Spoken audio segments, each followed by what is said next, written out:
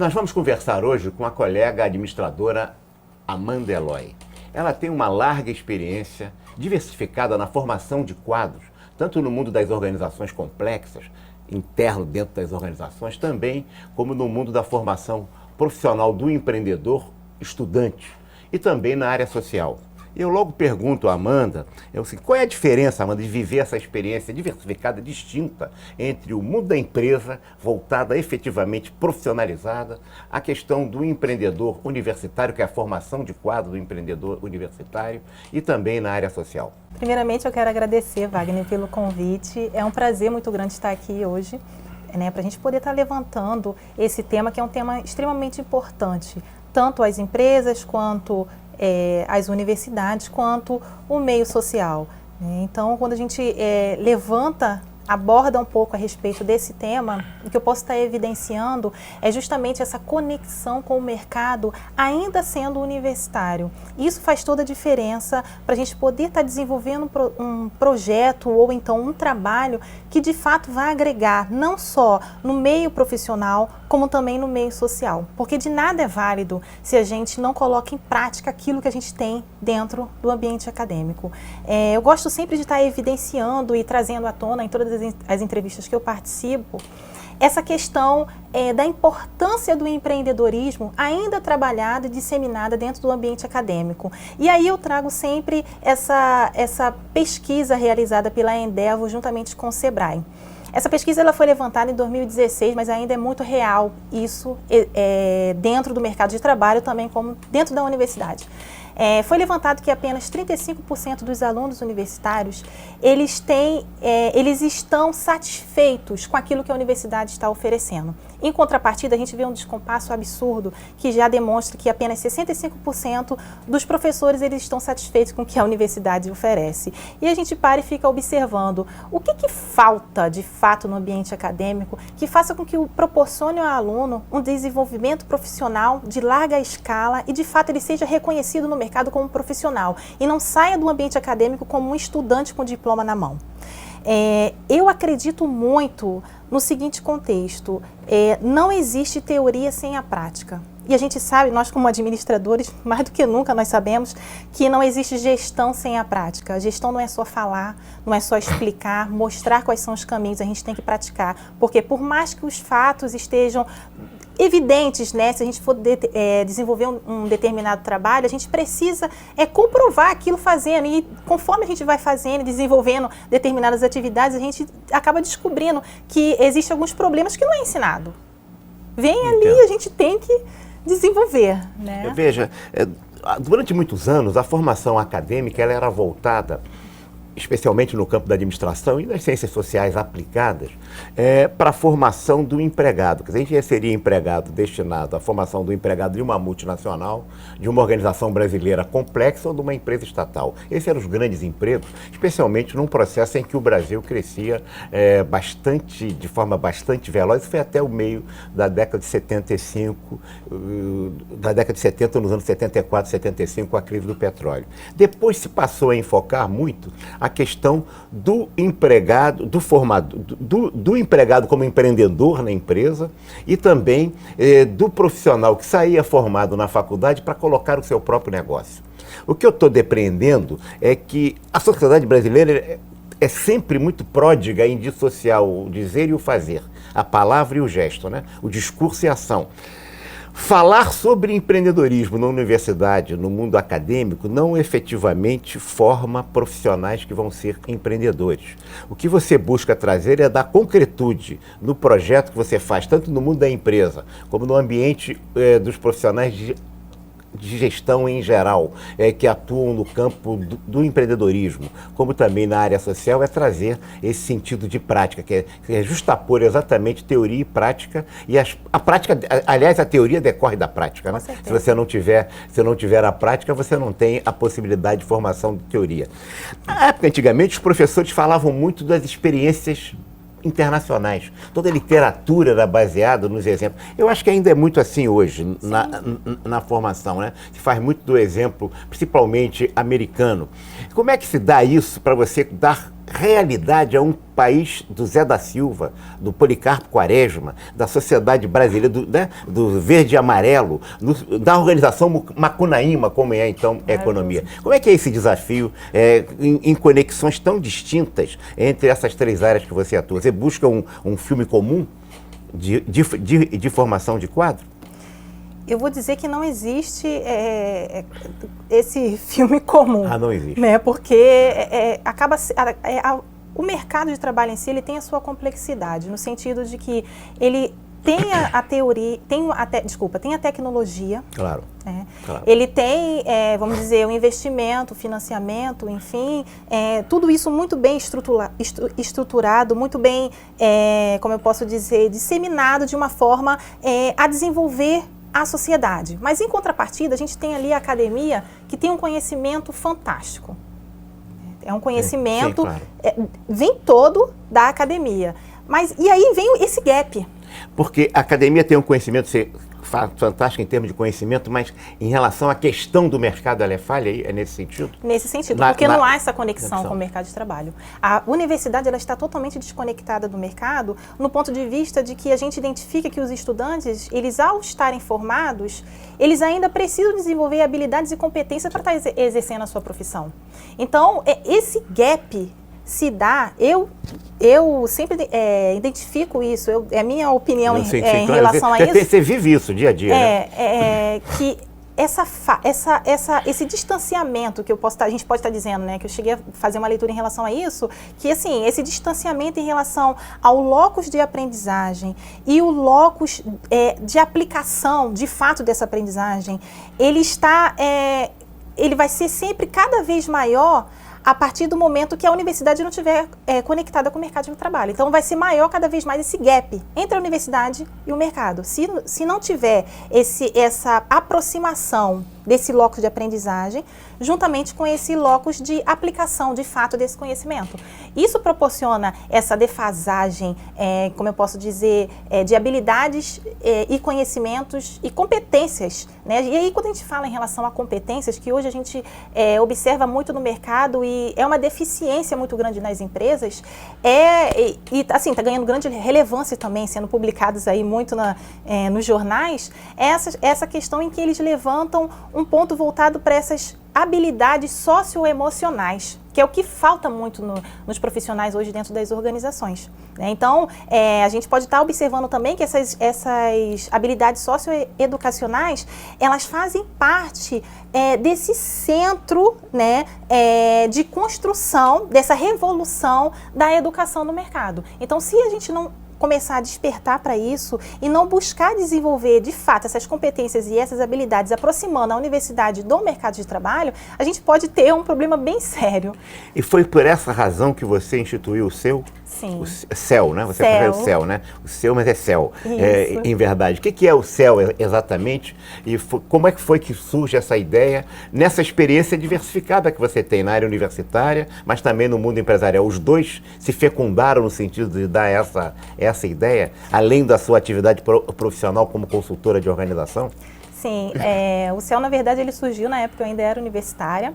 Eu participava do movimento Empresa Júnior, né, porque aí que eu fui fundadora e presidente de Empresa Júnior. O insight veio em relação à Empresa Júnior. Foi ali porque eu pude ter esse contato com o empreendedorismo acadêmico. Então, a partir desse momento, eu comecei a identificar as necessidades do mercado e que faltava ainda dentro da universidade essa aproximação com o mercado de trabalho, esse diálogo com o empresário, com os investidores, quais são os trabalhos que a gente poderia estar desenvolvendo junto com as empresas e que, de fato, iria agregar conhecimento não só para o acadêmico, como também para as empresas que teriam essa troca de informação.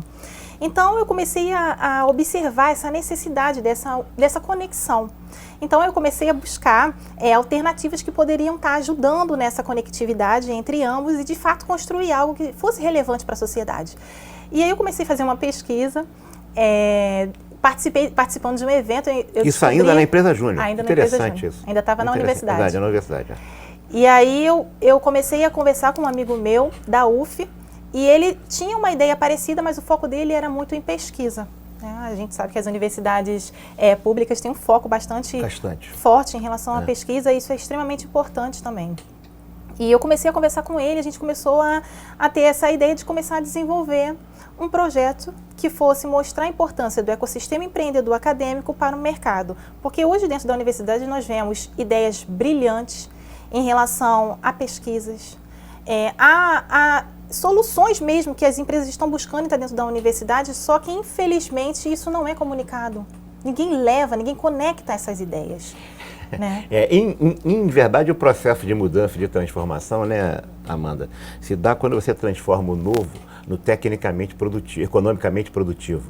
Se você tiver um tecnicamente novo, mas aquilo não se transforma em realidade, não basta ter ideia se ela não se transforma em realidade. Você percebe isso muito na academia, no mundo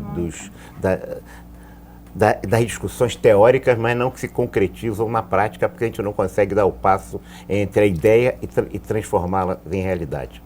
É isso? Isso, exatamente. E aí a gente começou, né, com esse objetivo justamente de fazer com que a universidade ela pudesse dialogar mais com o mercado de trabalho e com a sociedade. A gente chama até isso, a gente tem esse conhecimento em cima, né, que trabalha a tríplice hélice, né, que a gente agrega as empresas, as universidades. Explica para o nosso público ouvinte de televisão também, como é que é esse tríplice hélice?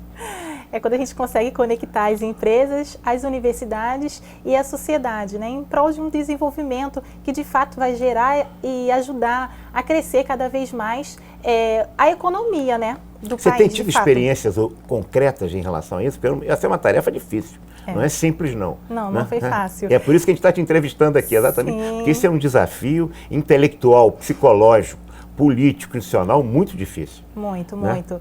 E o que me ajudou muito a ter essa vamos dizer assim, uma certa facilidade, né, nesse diálogo, tanto com as universidades do Estado do Rio de Janeiro, quanto com as empresas e quanto com o governo também, porque nós trabalhamos aliando essa iniciativa com o governo, porque a gente quer ouvir o posicionamento do governo, de fato, como é que ele está agregando esse conhecimento acadêmico, esse conhecimento empreendedor e está transbordando para a sociedade, né? Quando você fala em empresas, você está falando de empresas de grande porte ou de médio e pequeno porte? De todos os níveis. A gente trabalha com todos. Sim.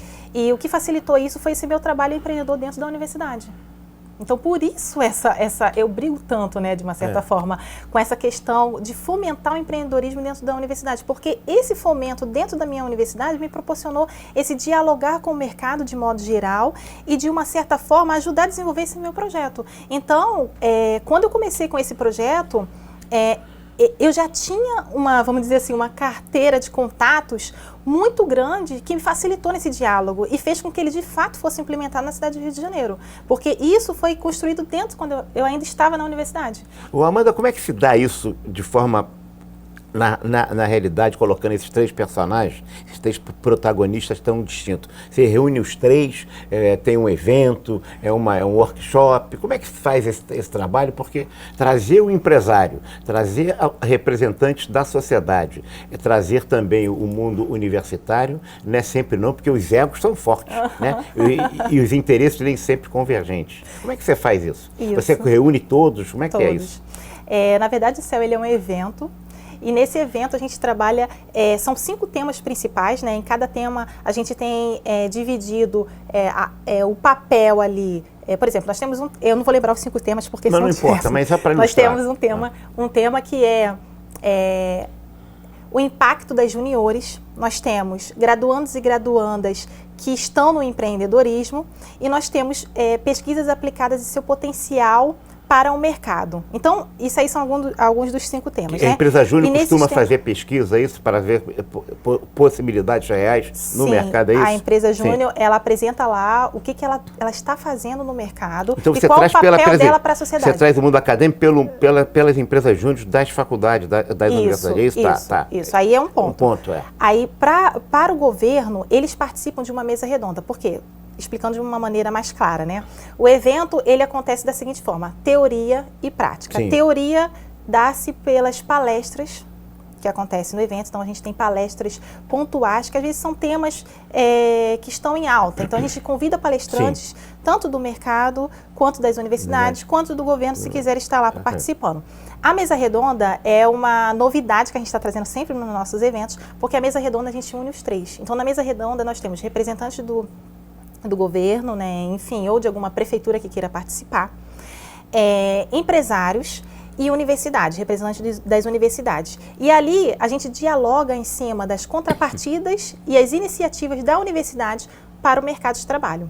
Então é um debate riquíssimo, em que cada um coloca os seus pontos a respeito do trabalho empreendedor, o que eles estão fazendo para construir e ajudar nesse desenvolvimento social e o que eles podem fazer juntos para que tudo isso de fato aconteça. Quando você fala do governo, você está falando do governo estadual, municipal e federal, ou tem um corte? Não, a gente não chegou a fazer uma peneira, né, em relação a isso. A gente abre para que tenha participação ativa mesmo, né, do governo no evento. Porque para a gente é muito importante ouvir o que está sendo feito e que as outras pessoas também ouçam o que está sendo trabalhado no nosso estado, de uma certa forma. Porque hoje a gente está com foco no Rio de Janeiro mesmo. Sim. Né? O nosso foco principal é no estado do Rio de Janeiro e fazer com que as universidades também dialoguem, porque é preciso ter esse diálogo entre as universidades. Há projetos brilhantes, eu pude ter essa experiência ainda dentro da universidade, que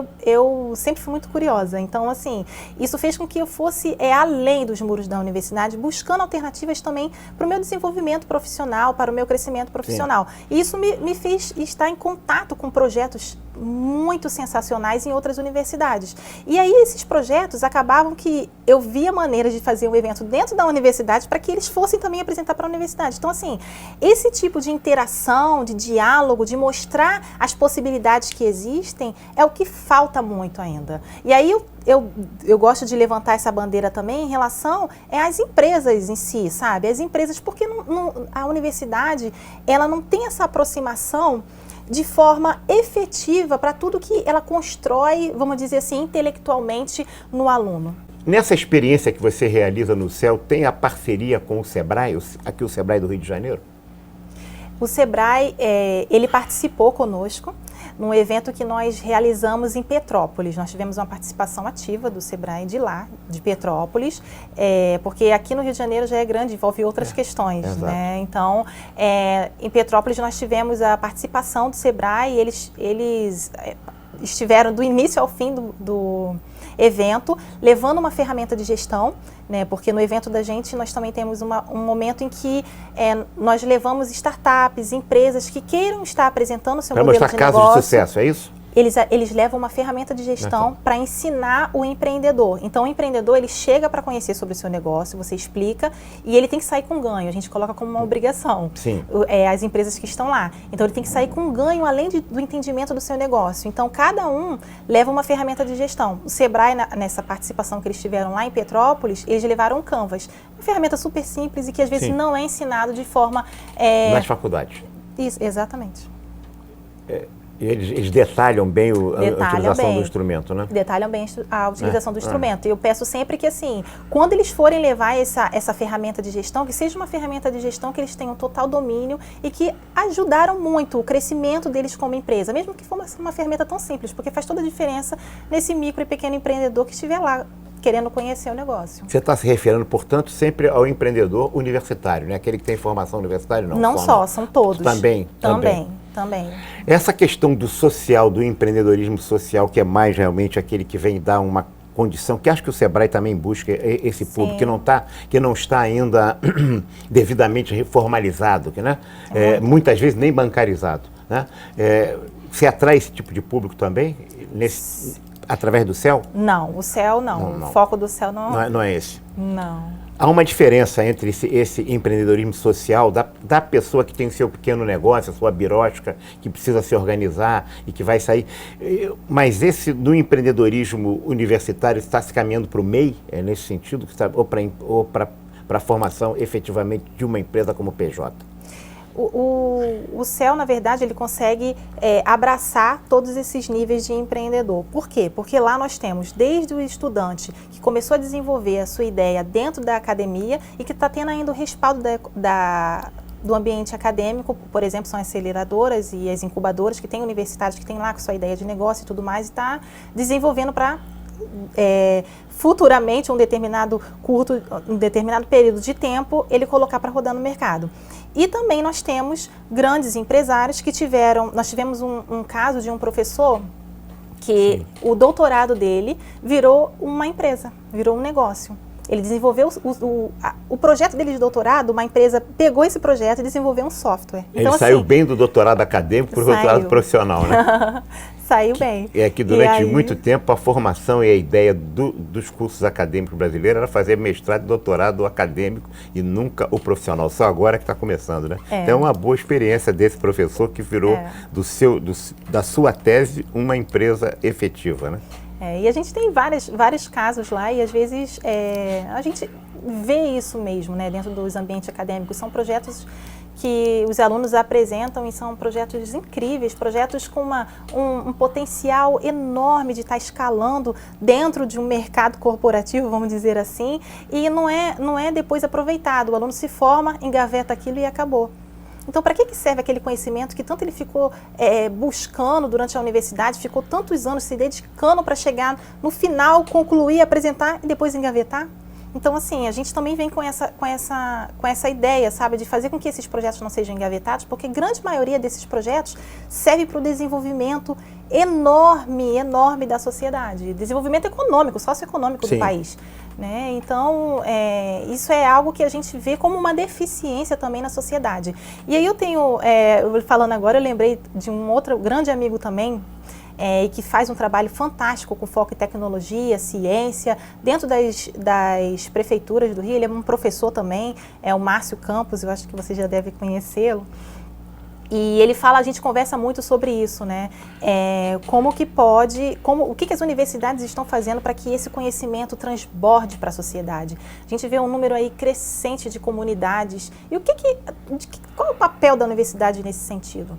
Sabe? O que as empresas que constroem tanta tecnologia, tanta inovação e está mostrando tudo o que está fazendo, as startups estão aí, o que falta para impedir esse crescimento de comunidade, esse nível de social que está uma disparidade muito grande em relação ao desenvolvimento em si do ser humano, sabe? Então, são essas questões. Amanda, uma coisa que me preocupa sempre, eu não sei se você trata nos programas do CEL, é a pata do Estado, quer dizer, da administração pública, da prefeitura, do Estado regional, né, e também do governo federal. A burocracia, né, ela o burocrata tende a burocratizar até a desburocratização. Portanto, a atividade empresarial autônoma de um empreendedor, como o seu próprio negócio, mas também dentro da própria empresa, certamente é muito dificultada pela pata do governo, que impede a atividade autônoma. Por outro lado, o empresário brasileiro tem um vício incorporado a si próprio, que é a dependência bastante grande ao aparelho estatal. Como é que se trata isso para remover, né, essa burocracia, essa dificuldade, que é uma dificuldade que o empreendedor, diante da máquina da administração, acaba se atrapalhando. Quer dizer, o varejo dos direitos sociais passam sempre por uma repartição pública. O varejo do interesse de um empreendedor também passa por uma repartição pública. Como é que é tratado isso? Porque às vezes eu imagino, né, sem conhecer o tema, a não ser por interesse de observação, como você que vive isso cotidianamente, como é que se trata a pata do governo no impedimento do empreendedorismo? Tem jeito isso? Eu vou dizer para você, porque isso é muito difícil. Nossa, é muito difícil. A gente vê isso claramente refletido em como os negócios hoje são feitos para aqueles que não têm poder aquisitivo, né? Vou tratar quem tem situação econômica para fazer e não. Vamos falar dos dois, né? Quem não tem uma situação econômica que vai de fato segurar o seu negócio dentro de uma sociedade, vai desenvolver de uma forma, recorre para a informalidade. Isso está claro, nítido. A gente vê um número crescente de trabalhadores informais por aí, porque não tem condição de estar bancando e pagando uma determinada taxa para o governo. Isso é nítido. E é uma inteligência desse empreendedor em fugir às amarras governamentais. Totalmente. E por outro lado também a gente vê essa questão voltada para a falta de conhecimento. Né? Há muitos que não têm esse conhecimento de como formalizar o seu negócio pagando o mínimo, como é o caso do MEI. Claro. Porém, muitos não têm essa noção de que ele pode estar contribuindo e estar sendo respaldado, enfim. Onde ele teria outras vantagens se tivesse minimamente formalizado, né? Exatamente. E por outro lado, a gente vê a questão de quem tem a condição, vamos levar aí em consideração os grandes empresários, enfim. E a gente vê uma sonegação muito grande de imposto, vamos ser realistas. Sim, claro. Então, não, isso não tem dúvida. Se você passa da cota do imposto, a sonegação, o contrabando é inevitável. O ministro está falando agora em fazer, o ministro Guedes está falando agora, que é uma coisa que numa taxa brutal de tributos no Brasil, que vai fazer o tributo do pecado, o que ele está dizendo é que virão mais cigarros, mais bebidas importadas do Paraguai e que o consumo vai continuar do mesmo jeito e o tributo vai cair, apesar dele aumentar a alíquota, colocando essa questão que efetivamente no caso brasileiro não vai. Quando o tributo é demais, tem sonegação e não tem que fazer isso mesmo. Isso é uma atitude de desobediência civil diante da exacerbação que é a situação tributária brasileira. O ministro Guedes acho que errou ao querer trazer para o Brasil situações como colocando um critério moral. Isso é um termo, esse tipo de tributo ele é muito cobrado em países do primeiro mundo, mas acho que a realidade do país do primeiro mundo não tem isso. Né? E também não tem o sistema tributário atravancado como tem o brasileiro. Vocês tratam dessa questão também da burocracia no céu, como o cara possa, algumas orientações para que esse empreendedor iniciante possa se virar diante dessa amarra, dessas peias terríveis, Sim. que é a burocracia, que é a praga nacional histórica desde 1500. Sim. Né? Nós temos advogados, né, que já dão esses respaldo para essa questão jurídica dessas empresas que estiverem lá, desses micro e pequenos empreendedores que não têm noção de como ele pode estar, de fato, colocando o seu negócio de forma formal, né? Claro. Formalizado, claro. No mercado. E a gente tem um trabalho muito bacana com esses advogados, uma empresa, né, que dá todo esse suporte. Isso se faz de forma voluntária, é isso? O CEL atua de forma voluntária? Até o ano passado, sim. Né, nós estávamos atuando de forma voluntária. Mas isso é pesado, isso tem custo. Muito, porque nós fomos custeando, né? Porque a ideia inicial sempre foi testar o mercado, ver a aderência de como seria o comportamento das universidades frente à ideia do projeto, das empresas e do governo. Né? Então, a gente agora já está tomando novos rumos, né? Porque nós estamos legalizando, de fato, ser uma empresa com uma ideia de gerar melhor desenvolvimento para a sociedade e trazer também essa questão com foco ao empreendedorismo. Né? Então, é uma discussão que nós estamos começando a desenvolver em cima do projeto, tá desenhando melhor uma proposta, né, de como a gente vai poder trabalhar, até porque a gente envolve 3 frentes que não são fáceis de lidar. Amanda, se eu fosse um jovem que esteja nos assistindo agora no nosso programa, e ele gostaria de participar de um programa do CEL, como é que ele faria, sendo ele empreendedor universitário, social ou de uma organização? Como é que ele faz para ter acesso e se inscrever num programa desse, como aquisição efetivamente de uma experiência prática, concreta, dando realmente uma complementação na sua formação pessoal ou na sua experiência de vida como pessoa e como profissional? Como é que eu faço? O evento, na verdade, ele é anual. Sim. Então ele pode estar acompanhando as nossas redes sociais. A gente tem tanto o Instagram quanto o Facebook, e que é o qual é a rede social? CEL, Ciclo Empreendedor Universitário, tanto o Facebook quanto o Instagram. E ali ele pode estar acompanhando o que nós estamos fazendo, porque por ser um evento anual, a gente fica sempre nessa questão de estar negociando onde vai ser o local que nós vamos estar realizando o evento. Então a gente tem uma previsão de ter esse ano, em setembro, em Petrópolis. Porque Petrópolis efetivamente é um cluster importante na economia do nosso estado. Já foi mais, infelizmente, com a desindustrialização do estado do Rio de Janeiro e do Brasil, a Petrópolis perdeu a importância tão grande que tinha. Mas é um cluster de inovação, de transformação e de mudança grande. Quando deve ser? Lá em Petrópolis nós temos duas grandes instituições super importantes e que ajudam nessa disseminação empreendedora e que trabalharam junto com a gente no primeiro evento que nós realizamos lá, que foi a LNCC, e a UF de Petrópolis. Então, devido ao evento também, toda essa comunicação, eles passaram a fazer projetos juntos. Então, isso para a gente também há uma parceria, claro. Há uma parceria. Há que ter parceiros, assim, parceiros da universidade, parceiros da sociedade, né? E parceiro do mundo empresarial. Isso. Aí a gente está ainda nessa definição, nós não temos data ainda definida e estamos procurando outro espaço aqui no Rio de Janeiro também para realizar essa 4ª edição. Ano passado nós realizamos na sede do Banco BTG Pactual. Sim. O evento foi fantástico, foi com foco total na questão empresarial. Então, cada evento a gente procura desenvolver ele também com vistas no local em que ele vai ser de fato realizado. Por exemplo, em Petrópolis a gente conseguiu fazer uma pegada mais com foco educacional, até por causa da LNCC, porque lá tem a incubadora, da UF, e aí a gente fez esse trabalho voltado para a educação empreendedora. No BTG Pactual, por ser um banco, uma instituição que tem mais essa questão voltada para o mercado de trabalho, a gente procurou aderir ao perfil mesmo, né, do local. Então, nós fizemos esse evento com esse foco. E aqui no Rio de Janeiro a gente sempre está buscando locais que possam ter o perfil do evento, tanto empresa ou no governo, ou uma instituição de ensino, que vá ajudar a gente a mostrar mesmo o nosso papel. Então, a gente desenha o evento nos moldes do local que a gente está realizando. E por ser um evento anual também, a gente pensou, porque tinha muita gente pedindo para que fossem de outras cidades que não conseguiam ir. Não conseguiam, claro. Aqui no Rio de Janeiro, principalmente, porque quando aconteceu em Petrópolis, a gente não fez aqui. Criou uma ciumeirazinha. E aí, o que nós pensamos? Isso é bom. O que nós pensamos em fazer? Nós vamos fazer mensalmente, a gente está com a agenda aberta para isso, mensalmente nós estaremos realizando palestras nas universidades, em que nós apresentamos todo o evento, a gente faz no final, eu sempre procuro fazer isso, eu gosto de levar dinâmicas para que o aluno coloque em prática mesmo aquele conhecimento que ele tem. Então, eu estou ainda modelando essas minhas palestras, porque de administração já sei como faz. Então eu levo para que no final eles debatam sobre negócio e, enfim, é uma dinâmica de negociação.